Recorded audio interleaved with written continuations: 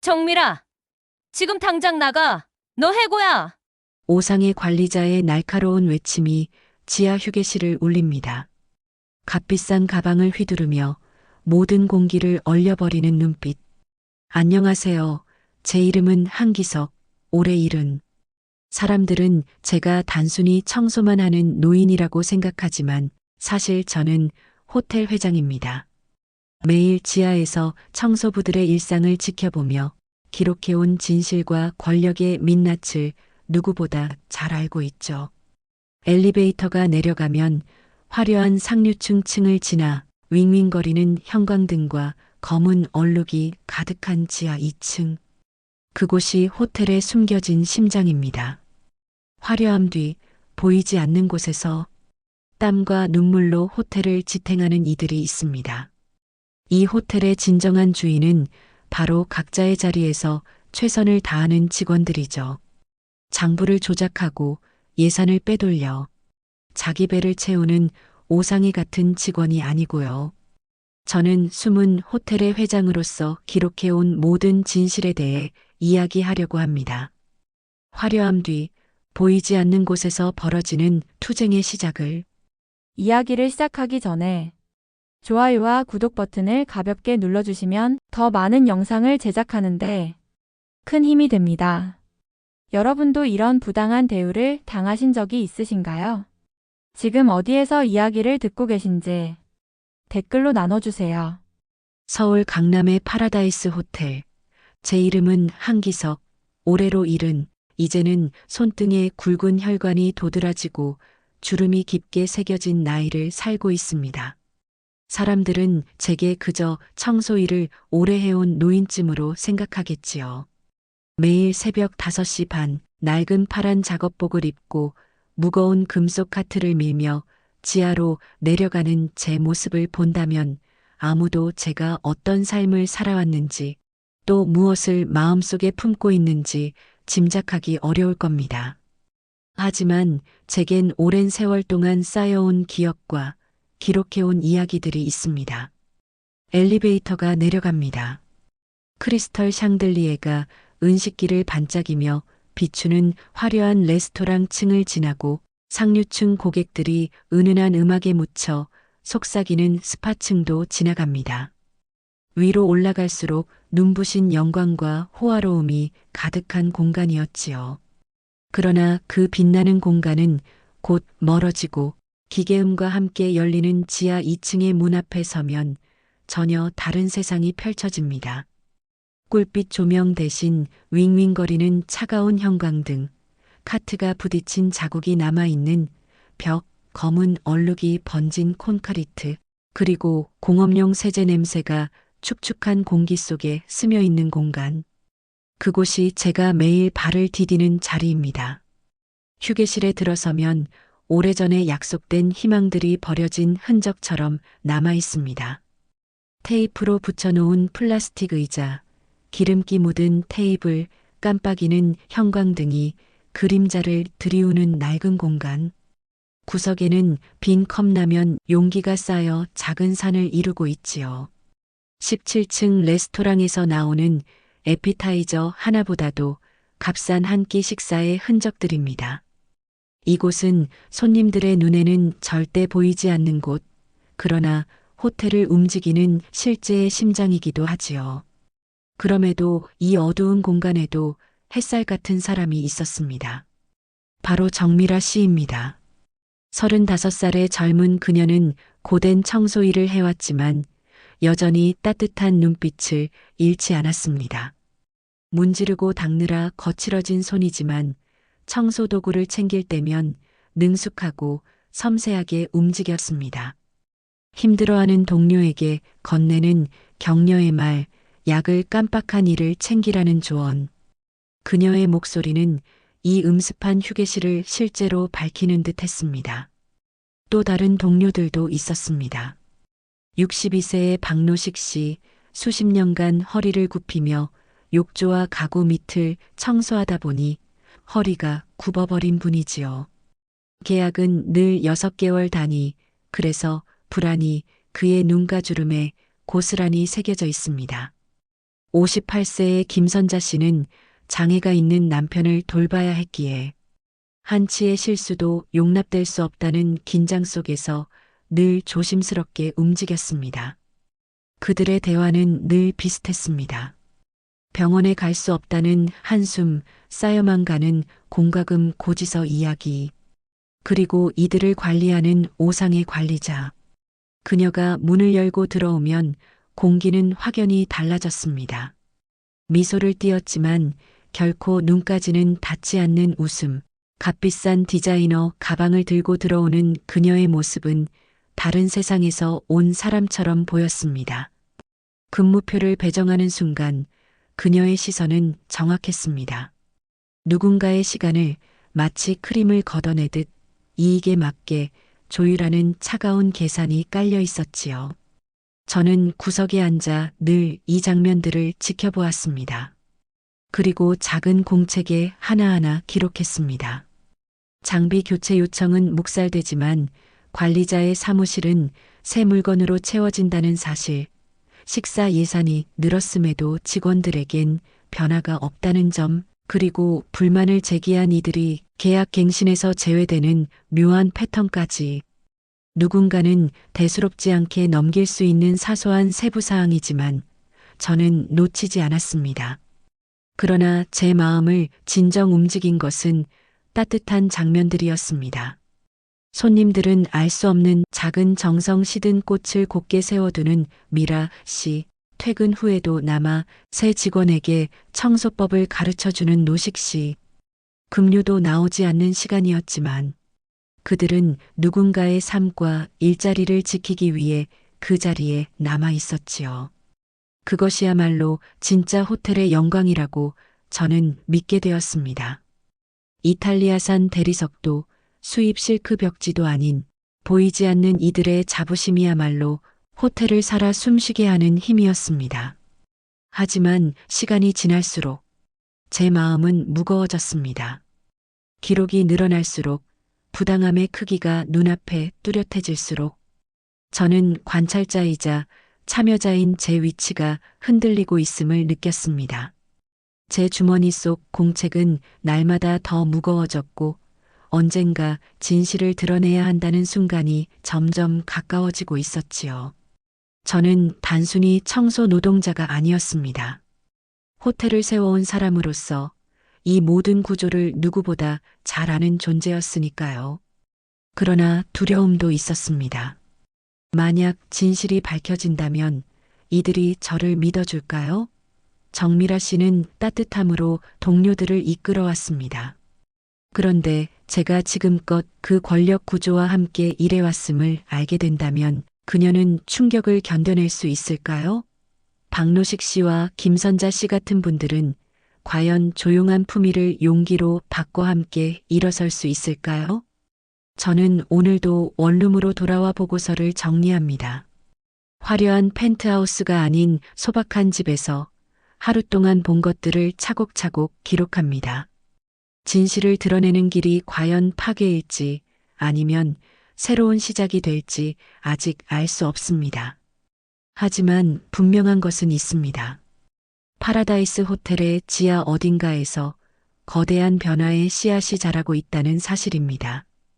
그리고 그 씨앗은 언젠가 반드시 빛을 향해 나아갈 것입니다. 낡은 청소기가 18층 스위트룸의 대리석 바닥을 가로질러 나아가고 있었어요. 기계는 숨이 가쁜 노인처럼 덜컹거리며 헐떡였고 마치 계단을 힘겹게 오르는 사람처럼 모터가 버티고 있었죠. 그 곁에는 박노식 씨가 있었습니다.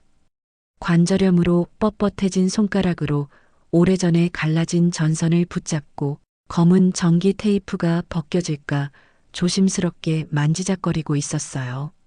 소음은 실로 민망했습니다. 하루 숙박비가 대부분의 사람들, 한 달, 월급을 훌쩍 넘는 이 호텔에서 들려서는 안 될, 마치 기계가 천천히 죽음을 고하는 듯한 소리였으니까요. 저는 묵묵히 이 장면을 지켜보고 있었습니다. 제가 보는 일상은 늘 이런 풍경이었죠. 몇 달 전부터 수리 요청을 넣어둔 장비들은 여전히 절름거리며 겨우 돌아가고 있었고 삐걱대는 카트는 복도마다 끽끽거리는 비명을 내며 지나갔습니다. 소리는 단순한 잡음이 아니라 마치 과로에 지친 영혼들이 괴로움을 토로하는 듯 울려 퍼졌어요. 김선자 씨가 온몸으로 밀던 세탁물 카트는 더 처참했습니다. 짐이 가득 실리면 그녀 몸무게와 맞먹을 정도로 무거웠고 작은 체구의 선자 씨는 기어이 균형을 잃고 미끄러지는 순간마다 온 힘을 다해 버티고 있었죠. 그 몸짓에는 피로와 삶의 무게가 동시에 얹혀 있었습니다. 가장 처절하게 현실이 드러나는 시간은 점심시간이었습니다. 직원 휴게실은 매번 고요한 절망의 전시장처럼 변했지요. 탁자 위에 오른 건 거의 대부분 컵라면뿐이었습니다. 16층 위 호텔 레스토랑에서 곱게 장식해 내오는 에피타이저보다도 값싼 즉석 면발이었죠. 온수기는 언제 고장 날지 알 수 없어 겨우 나오는 가느다란 물줄기가 컵을 채우기에도 부족했습니다. 뽀얀 김이 피어오르며 순간적으로 허기를 달래주지만 인공 조미료 냄새가 슬픔과 체념을 감추어 주지는 못했습니다. 그러나 그 속에서도 정미라 씨는 달랐습니다. 그녀는 마치 폭풍 속에서 한 줄기 햇살처럼 움직였어요. 다른 이들이 단순히 생존을 위해 효율적으로만 몸을 놀릴 때 미라 씨는 자신의 행동을 하나의 헌신으로 만들고 있었습니다. 손님이 이미 체크아웃한 객실이라도 거울 앞에 서서 더러움이 남아있지 않은지 꼼꼼히 확인했습니다. 호텔이 제공하는 묽은 세제만으로는 부족하다 생각한 그녀는 자기 돈으로 산 작은 유리세정제를 꺼내들고 직접 닦아냈습니다. 이는 규정에도 없는 행동이었지만 그녀는 늘 같은 마음이었죠. 미라 씨의 동작에는 일에서 오는 깊은 만족과 리듬이 담겨 있었습니다. 벽 모서리에 작은 흠집이 눈에 띄면 아픈 무릎을 꿇고 앉아 그것이 지워질 때까지 정성껏 닦아냈습니다. 천천히 원을 그리며 마치 청소가 아니라 그림을 완성하는 것처럼 말이에요.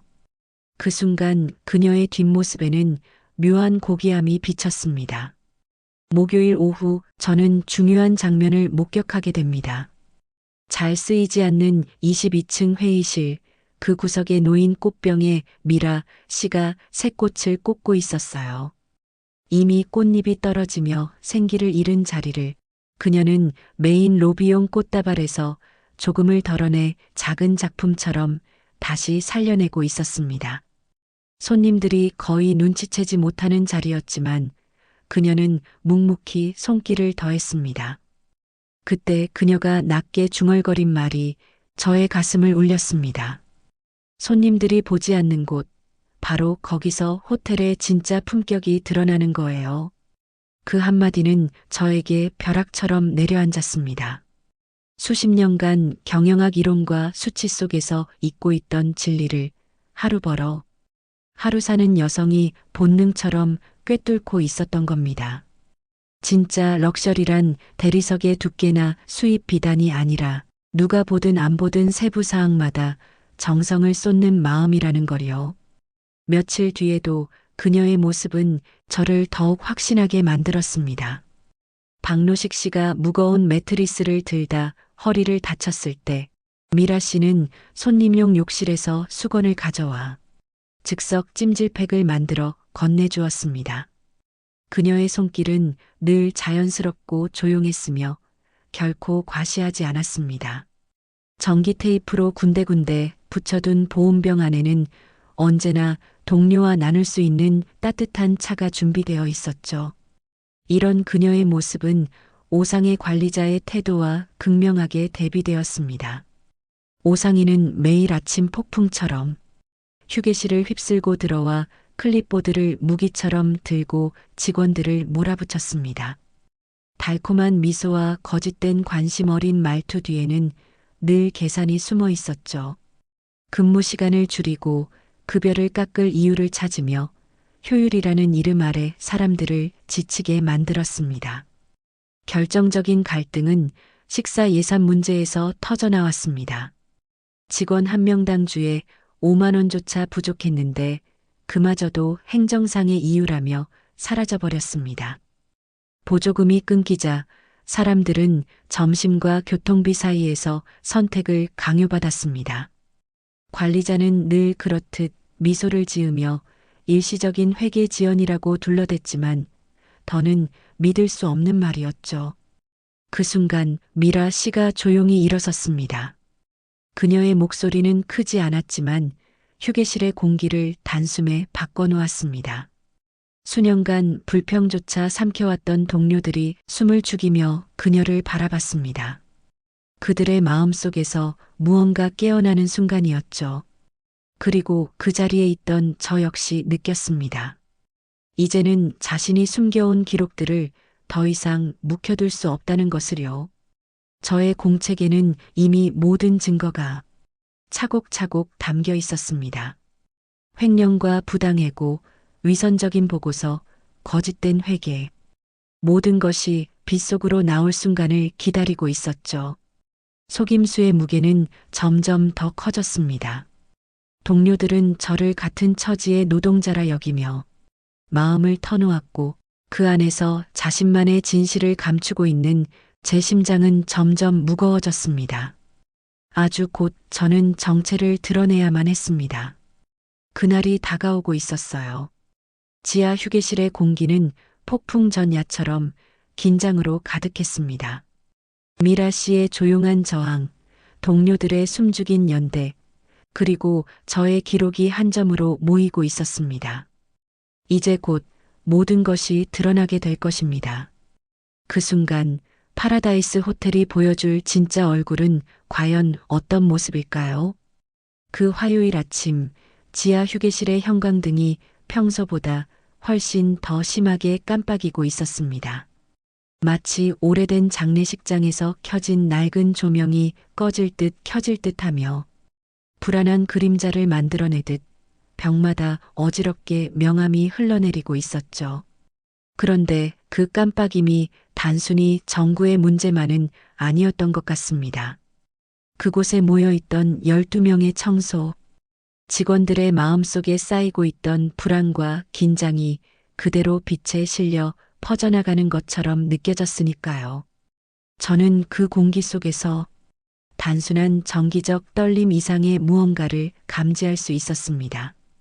오랫동안 눌러왔던 불만과 억울함이 폭발 직전까지 차오른 방 안은 마치 눈에 보이지 않는 번개가 칠 준비를 하는 하늘 같았습니다. 잠시 후 오상의 관리자가 문을 열고 들어왔습니다. 그녀는 여느 때와 같은 당당한 표정을 지으려 애썼지만 오늘은 그 미소가 너무 억지스럽게 늘어나 있었습니다. 마치 상한 음식을 억지로 포장지에 싸감춘 것처럼 말이죠. 그녀의 하이힐은 콘크리트 바닥을 딱딱 치며 울려 퍼졌고 그 소리는 방 안가득히 권위를 과시하는 북소리처럼 메아리 쳤습니다. 가슴에 꼭 끌어안은 검은 포트폴리오 안에는 오늘도 어김없이 근무표와 평가서가 들어 있었습니다. 직원들에게는 곧 운명처럼 내려질 명령문이었고 그녀에게는 권력을 증명하는 갑옷 같은 것이었습니다. 휴게실 공기는 더욱 무겁게 가라앉아 있었습니다. 어젯밤까지 사용한 걸레에서 배어나온 눅눅한 습기와 콘크리트, 벽 틈새에 스며든 소독제 냄새가 뒤섞여 한숨조차 무겁게 만들었죠. 불편한 플라스틱 의자에 앉은 직원들은 자리를 옮기듯 몸을 비틀고 있었지만 그 의자는 애초부터 사람을 편하게 앉히려 만든 게 아니었습니다. 마치 오래 머물지 못하도록 일부러 불편하게 만들어진 관공서 대기실의 의자 같았거든요. 그 속에서도 정미라 씨는 곧은 허리를 유지한 채 자리에 앉아 있었습니다. 얼굴에는 지난 며칠간의 피로가 깊이 새겨져 있었지만 그녀가 포개어 올려둔 손은 폭발 직전의 고요함을 보여주고 있었습니다. 숨을 들이쉴 때마다 호흡은 짧고 절제되어 있었고 마치 전투에 나서기 전 검을 가는 사람처럼 결연했습니다. 식사 예산 문제는 이미 한계까지 차오른 불만의 마지막 불씨였고 이제 더는 미룰 수 없는 순간이 다가오고 있었던 겁니다. 오상의 관리자의 목소리가 방을 가득 채웠습니다. 평소처럼 달콤하게 포장된 어조였지만 저는 그 속에서 방어적인 뉘앙스를 놓치지 않았습니다. 아마도 그녀는 거울 앞에서 미리 이런 설명들을 수없이 연습했을 겁니다. 그 말 속에는 효율성과 비용 절감이라는 단어가 계속 반복되었고 직원들의 희생을 당연시하는 뉘앙스가 깔려 있었습니다. 하지만 식비 지원은 행정적 지연이 있을 뿐 곧 해결된다는 말이 나오자 미라 씨의 눈빛이 번뜩였습니다. 그 순간은 오랜 시간 쌓여온 분노와 결의가 하나로 응축되는 장면이었습니다. 조용히 일어서며 그녀는 마침내 목소리를 냈습니다. 그 목소리는 탁한 공기를 가르며 쨍하고 울리는 칼날 같았습니다. 떨림은 두려움에서 비롯된 것이 아니라 오랫동안 눌러온 울분이 마침내 뚫고 나온 떨림이었습니다. 동료들이 굶주림과 피로 속에서 버텨온 나날, 약값과 점심값 사이에서 눈물로 선택해야 했던 현실, 그리고 아무렇지 않게 깨져온 약속들의 무게가 그녀의 말마다 실려 있었습니다. 그 순간 오상의 관리자의 얼굴은 일그러졌습니다. 그동안 유지해온 자애로운 미소는 산산이 부서지고 차갑고 독한 본 모습이 드러났습니다. 그녀의 눈빛은 마치 먹잇감을 노리는 뱀처럼 날카로웠습니다. 그리고 그녀가 내뱉은 대답 속에는 노골적인 위협이 담겨 있었습니다. 듣는 이라면 누구든 지금 이 자리에서 감히 맞선 사람은 곧 제거될 것이라는 뜻을 알아차릴 수 있었죠. 순간 휴게실은 숨조차 쉬기 어려운 정적에 휩싸였습니다. 다른 직원들은 모두 시선을 바닥으로 떨구었습니다. 아무 일도 못 본 척, 아무 말도 못 들은 척하는 생존의 기술이 몸에 밴 사람들이었죠. 그들은 어깨를 움츠리고 몸을 더 작게 만들며 혹시라도 튀어나와 눈에 띄지 않도록 숨을 죽였습니다. 반란의 목격자가 된다는 건 곧 공범으로 찍히는 것이었고 그러면 곧바로 다음 희생자가 될 수 있었으니까요. 하지만 정미라 씨는 물러서지 않았습니다. 마치 거친 폭풍 속에서 홀로 서 있는 등대처럼 고립되어 있었지만 꺾이지 않았습니다. 그녀의 손은 더 이상 떨리지 않았습니다. 이제 그녀는 단순한 청소 직원이 아니라 부당함에 맞서는 도전자가 되어 있었고 다시 안전한 자리로 돌아갈 수는 없는 지점에 이른 것이었죠. 그 모습을 지켜보던 저의 가슴 안에서도 무언가가 크게 움직였습니다. 그것은 오래전부터 깊이 눌러두었던 양심과 분노가 동시에 깨어나는 감각이었습니다. 전 그동안 관찰자의 거리에서 냉정하게 상황을 기록해왔습니다. 하지만 지금 눈앞에서 홀로 맞서는 미라 씨를 보는 순간 더 이상 관찰자에 머무를 수 없다는 걸 깨달았습니다. 천천히 저는 손에 쥐고 있던 걸레를 내려놓았습니다. 단순한 동작이었지만 마치 오랫동안 감춰온 정체를 드러내는 신호 같았습니다. 제 발걸음은 묵직했지만 단호했습니다. 그리고 마침내 입을 열었을 때 그 목소리에는 수십 년간 억눌러온 정의감이 담겨 있었습니다. 그것은 단순한 반항의 외침이 아니라 진짜 권력이란 무엇인지를 아는 사람이 내뱉는 단단한 울림이었습니다. 순간 방 안의 공기는 완전히 바뀌었습니다. 관리자의 얼굴은 당황과 분노, 그리고 공포로 차례차례 물들어갔습니다. 그리고 제가 꺼낸 것은 단순한 기록장이 아니었습니다. 제가 꺼낸 것은 서류였고 그 안에는 지금까지의 부정과 착취를 드러낼 수 있는 힘이 담겨 있었습니다. 도장과 서명이 찍힌 문서들이 빛에 드러나는 순간 방 안의 권력의 균형은 송두리째 흔들리기 시작했습니다. 직원들은 하나둘씩 고개를 들어 올렸습니다. 그들의 눈에는 놀라움과 두려움, 그리고 오래된 희망의 불씨가 섞여 있었습니다. 그동안 자신들을 짓눌러왔던 세상이 이제 흔들리고 있다는 걸 직감했기 때문입니다.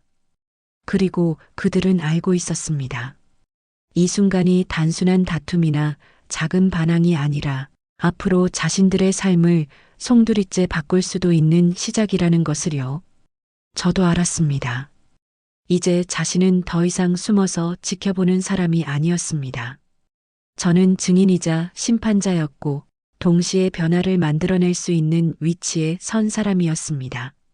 그러나 그 힘이 진짜로 이들을 구할 수 있을지 아니면 오히려 무너뜨려 버릴지 아직 아무도 알 수 없었습니다. 방안을 감싸는 정적은 이제 막 시작된 거대한 변화를 예고하고 있었습니다. 지하 휴게실은 여전히 어둡고 습기가 가득했지만 그날만큼은 마치 숨겨진 역사의 무대처럼 느껴지고 있었어요. 갈라져 있는 바닥과 오래된 벽지가 이제 막 드러난 놀라운 진실을 증언하는 증거처럼 보였거든요.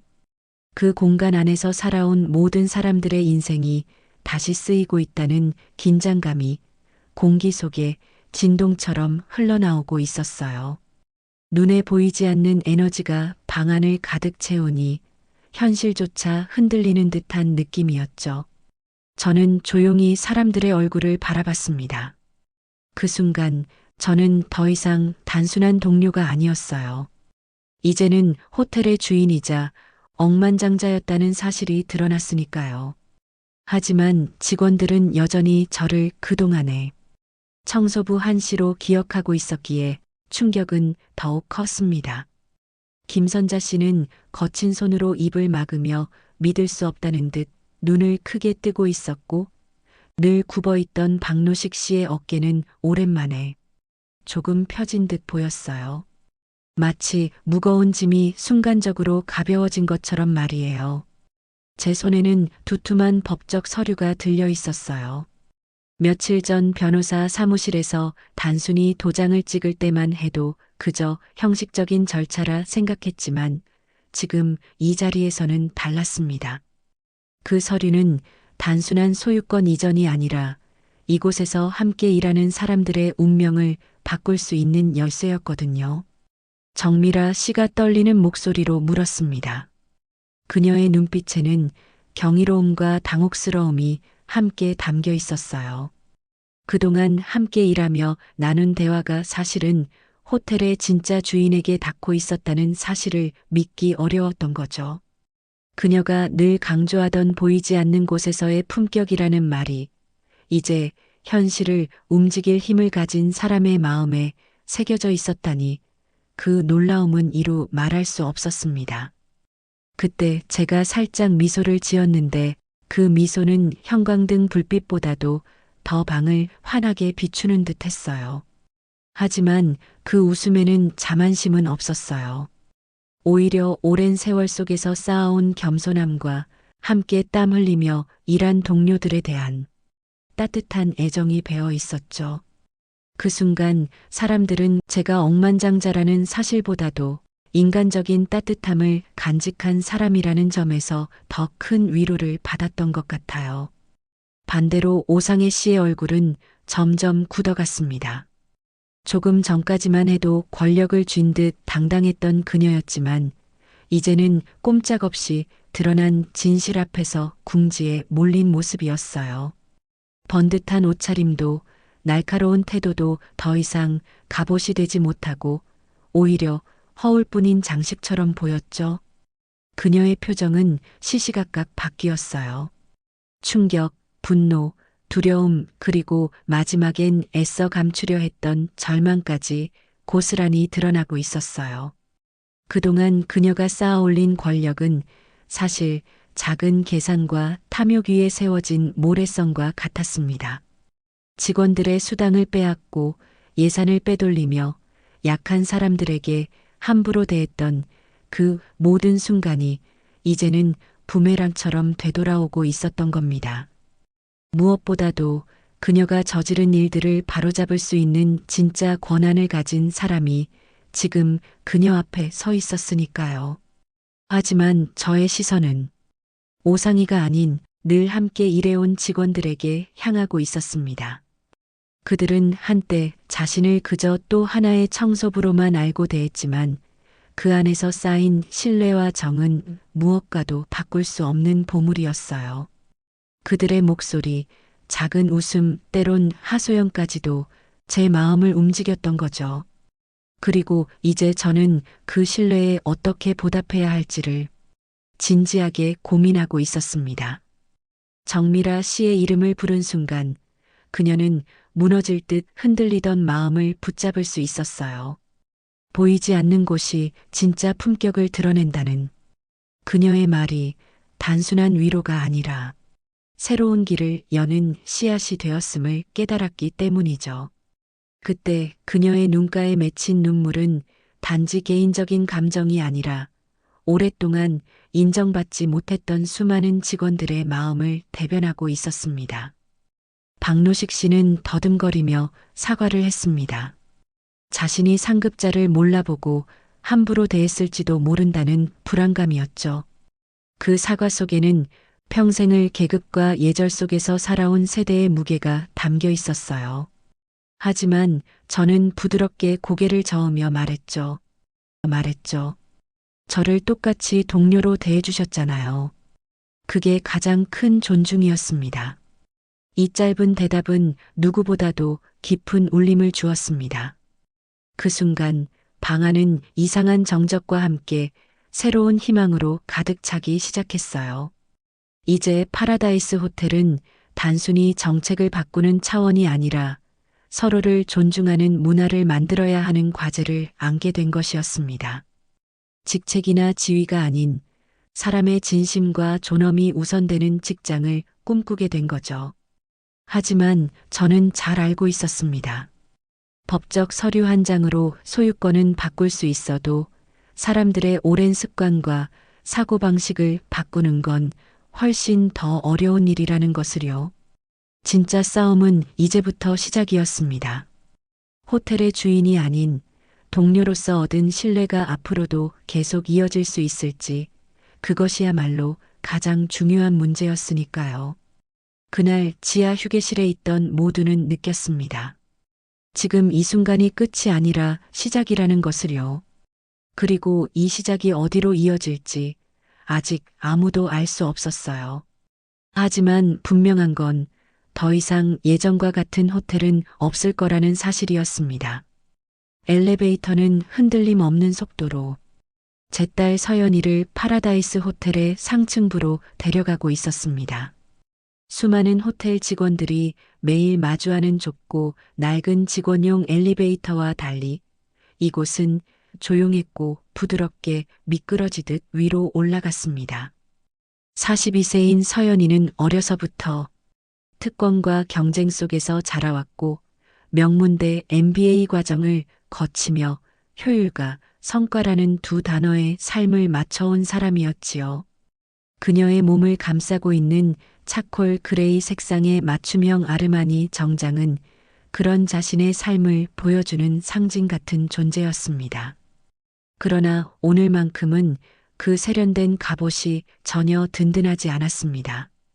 아버지인 저의 정체가 드러난 후 서연이의 마음은 여전히 복잡했습니다. 수십 년간 호텔 제국을 이끌어온 아버지가 왜 70세가 되어서야 스스로 청소부로 변장해 호텔의 밑바닥을 직접 경험했는지 그것이 단순한 기행이 아닌 어떤 신념의 표현이라는 것을 알게 된 지금 그녀는 혼란을 감출 수 없었습니다.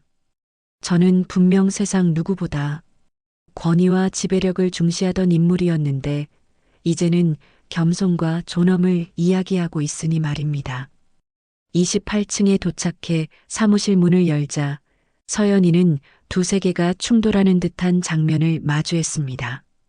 반짝이는 마호가니 책상 위에 놓인 최신 전자기기와 서류들 옆에는 낡고 해진 가죽 공책이 자리하고 있었습니다. 그 공책은 제가 몇 달 동안 청소부로 일하며 기록한 노트였지요. 금속심이 닳아버린 짧은 연필 토막, 빼곡히 적힌 손글씨, 고장난 청소기, 점심 대신 빵 하나로 버팀 같은 메모들. 그것은 화려한 펜과 두꺼운 계약서와 나란히 놓이며 기묘한 대비를 이루고 있었습니다. 저는 커다란 창문 앞에 서 있었습니다. 서울의 빌딩 숲을 내려다보는 제 뒷모습은 예전과 같았지만 어깨와 표정은 분명 달라져 있었습니다. 수십 년간 회의실에서 보여주던 단단하고 냉철한 기운은 사라지고 대신 오래된 노동의 기억이 묻어 있었습니다. 서연이는 순간 자신이 평생 알고 있던 아버지와 지금 마주한 아버지가 전혀 다른 사람 같다는 생각을 했을 것입니다.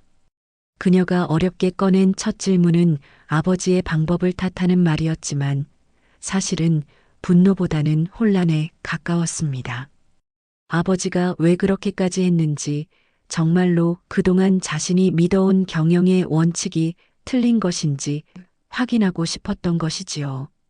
저는 서류에서 눈을 떼지 않은 채 담담하게 대답했습니다. 사람의 가치는 숫자로만 재지 못한다. 그 말은 단순했지만 지금까지 그 어떤 경영 수업에서도 들어본 적 없는 문장이었습니다. 그가 공책을 펼치자 서연이는 자신도 모르게 가까이 다가갔습니다. 그 속에는 직원들의 삶이 살아 있었습니다. 김선자 씨가 왜 2배로 일해야 했는지, 박노식 씨가 왜 단 한 번도 지각하지 않았는지, 정미라 씨가 왜 늘 웃음을 지으려 애썼는지. 그것은 단순히 효율성을 높이기 위한 행동이 아니라 생존을 위한 몸부림이었고 존엄을 지키려는 투쟁이었습니다. 서연이는 자신이 배운 경영학이 이들을 철저히 자원으로만 보도록 길러왔다는 사실을 깨닫기 시작했습니다. 며칠 뒤 호텔 곳곳에서는 작은 변화들이 일어나고 있었습니다. 청소부들이 복도를 걷는 속도는 느려졌지만 객실 하나하나의 세부는 이전보다 훨씬 정성스럽게 관리되고 있었지요. 손님들의 불만은 눈에 띄게 줄었고 새로 들어온 직원들은 단순한 매뉴얼이 아니라 철학을 배우고 있었습니다. 정미라 씨는 이제 당당히 신입들에게 호텔 서비스는 예술이다라고 말하고 있었고 직원들 사이의 대화는 단순한 지시 전달이 아니라 서로의 의견을 묻고 나누는 대화로 바뀌어 있었습니다. 서연이는 처음에는 의심 어린 눈으로 이 변화를 지켜봤습니다. 그러나 시간이 지날수록 그녀의 가슴속에서 어떤 낯선 감정이 자라나기 시작했습니다. 그것은 두려움과 동시에 경외심이었습니다. 자신이 늘 옳다고 믿어왔던 방식이 틀렸다는 사실을 마주하는 두려움, 그리고 아버지인 제가 보여준 새로운 가능성 앞에서 느끼는 경외심이었지요. 특히 그녀의 시선을 사로잡은 것은 저의 달라진 태도였습니다. 더 이상 책상 앞에서 보고서를 통해 사람들을 평가하지 않고 직접 복도를 걸으며 직원들에게 안부를 묻고 이름을 기억하고 그들의 이야기를 들어주고 있었습니다. 경영이란 수치와 지시가 아니라 함께 살아가는 일이라는 것을 몸소 보여주고 있었던 것입니다. 어느 저녁 서연이는 사무실을 나서며 긴 생각에 잠겼습니다. 파라다이스 호텔은 직원들을 존중하기 시작하면서 오히려 더 나은 성과를 내고 있었습니다. 이것은 전통적인 경영 교과서가 부정하던 방식이었지요. 그러나 그녀의 눈앞에서 그것이 현실이 되고 있었습니다. 이제 그녀가 직면한 질문은 단순했습니다. 나는 이 변화를 받아들일 준비가 되어 있는가? 엘리베이터 버튼을 누르며 그녀는 알 수 있었습니다. 아직 모든 것이 끝난 게 아니라는 걸요. 아버지가 말했듯 진짜 변화는 이제 막 시작이고 앞으로 맞이해야 할 가장 큰 싸움은 바로 자기 안에서 벌어질 것이었으니까요. 가을 햇살이 서울 도심의 빌딩 사이로 스며들며 파라다이스 호텔 지하 2층 휴게실을 환히 비추고 있었습니다. 불과 반년 전만 해도 이곳은 누구도 오래 머물고 싶어 하지 않던 공간이었어요. 오래된 형광등은 깜빡거렸고 깨진 플라스틱 의자는 한쪽 다리가 덜컥거렸으며 눅눅한 냄새가 사람들의 마음까지 짓눌렀습니다. 하지만 지금은 완전히 다른 모습이었어요. 은은한 조명을 담은 원형 의자들이 직원들을 따뜻하게 감싸주듯 배치되어 있었고 벽에는 직원들이 직접 고른 파스텔 톤의 색감이 칠해져 있었죠. 그곳을 처음 찾는 사람들은 여기가 정말 예전 그 휴게실이 맞나 하고 놀라곤 했습니다. 그날 아침 저는 문가에 서서 조용히 정미라 팀장을 바라보고 있었습니다. 그녀는 이제 더 이상 힘겹게 컵라면으로 끼니를 때우던 하우스키퍼가 아니었어요. 당당히 하우스키핑 운영팀장의 자리에 서서 신입 직원들을 교육하고 있었죠. 목소리에는 두려움 대신 확신이 깃들어 있었고 표정에는 자신감이 넘쳤습니다. 그녀의 이름표는 금실로 수놓아져 있었는데 그것은 단순한 장식이 아니라 오랜 시간 쌓아 얻어낸 존엄의 상징처럼 빛나고 있었습니다. 회장의 책상 위에는 여전히 낡은 가죽 공책이 놓여 있었습니다. 언뜻 보기엔 오래된 기록장 같지만 사실 그것은 파라다이스 호텔의 변화를 설계한 가장 중요한 도구였죠. 그 속에는 억울하게 사라진 점심시간, 고장난 청소기와 싸운 기억, 그리고 보이지 않는 곳에서 묵묵히 흘린 땀방울의 기록이 남아 있었습니다. 이제 그 기록들은 과거의 고통이 아니라 미래의 희망이 되어 호텔의 운영 철학을 바꾸는 나침반 역할을 하고 있었던 겁니다. 이 변화는 단순히 장비나 시설에서만 보이지 않았습니다. 호텔의 복도를 걸을 때 들려오는 발걸음 소리에서조차 느껴졌습니다. 예전에는 늘 쫓기듯 빠르고 불안한 걸음이었지만 지금은 차분하고 리듬 있는 발걸음이 복도를 채우고 있었죠. 그 속에는 두려움 대신 자부심이, 불안 대신 안정감이 깃들어 있었습니다. 직원들이 더 이상 불필요한 존재가 아니라 호텔을 움직이는 주인공이라는 사실을 몸소 느끼고 있었기 때문입니다. 이 변화는 손님들에게도 자연스럽게 전해졌습니다. 단순히 서비스 만족도 점수가 올라간 것이 아니었어요. 손님들은 진짜 환대를 느끼고 있었습니다. 객실을 청소하는 직원의 환한 미소, 식당에서 일하는 직원의 정성스러운 눈빛, 그리고 정비 직원이 근처 맛집을 알려줄 때의 진심 어린 태도. 이런 작은 순간들이 손님들에게 깊은 감동을 주고 있었죠. 그래서 이 호텔에 다녀간 사람들은 인터넷에 이렇게 후기를 남겼습니다. 여기 직원들은 단순히 친절한 게 아니라 정말로 우리를 가족처럼 대했다. 물론 세상의 시선은 처음부터 호의적이지 않았습니다. 일부 업계 관계자들은 저의 회장의 실험을 비웃었습니다. 청소부로 변장한 CEO라니 얼마나 가겠어? 감정으로 호텔이 굴러가겠나? 라며 조롱했죠. 그러나 결과는 달랐습니다. 호텔의 객실 점유율은 서울을 넘어 해외 관광객 사이에서도 소문이 퍼지며 전례 없는 수준을 기록했습니다. 직원들의 행복한 얼굴이 손님들에게 곧바로 전해졌고 그것이 호텔의 가장 큰 경쟁력이 되었던 겁니다. 특히 박노식 씨와 김선자 씨의 변화는 감동 그 자체였습니다. 박노식 씨는 이제 정규직으로 안정된 생활을 보장받으며 손님들의 취향을 세세하게 기억하는 능력으로 인정받고 있었습니다. 1247호 투숙객이 수건을 어떻게 접는 걸 좋아하는지, 일본에서 온 가족이 언제나 베개를 더 달라고 요청하는지까지 그는 모두 기억하고 있었어요. 그것은 단순한 일이 아니라 예술에 가까운 섬세함이었습니다. 김선자 씨는 더 극적이었습니다. 과거에는 남편 약값과 자신의 점심값 사이에서 고민하던 그녀가 이제는 신입 직원을 교육하는 리더가 된 것이죠. 그녀의 교육은 단순한 기술 전달이 아니라 사람을 존중하는 마음가짐을 전하는 시간이었습니다. 그래서 다른 호텔에서까지 그녀의 교육을 배우려 몰려들었지만 마음에 진심이 빠진 채 흉내만 내서는 절대로 같은 결과가 나오지 않았습니다. 제 사무실 한쪽에는 청소부 유니폼이 액자에 걸려 있었습니다.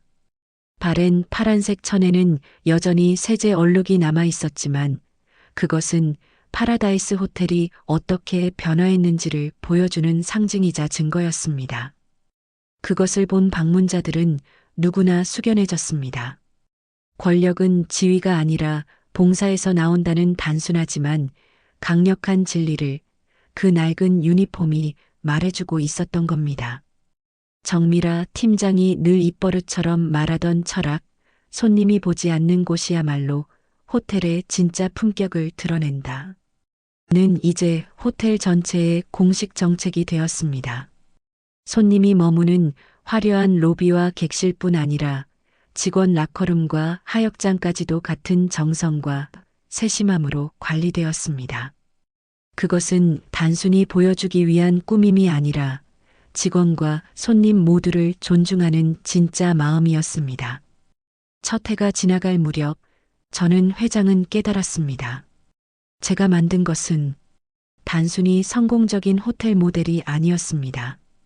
인간 존엄성이 존중받을 때 기업이 얼마나 크게 성장할 수 있는지를 보여주는 살아있는 증거였던 거죠.